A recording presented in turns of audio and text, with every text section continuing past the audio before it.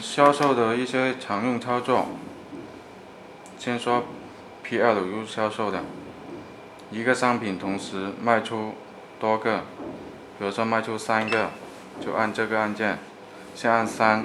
再按这个乘10键，然后再输入 PLU 编码，那就3个。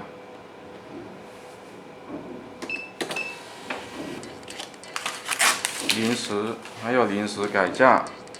比如说我这个商品价格临时改价，改成9块钱，先按9，再按这个按键，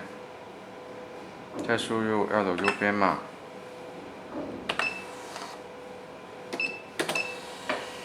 就改成了9块钱。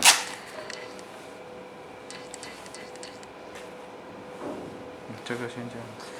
入个布类的就好。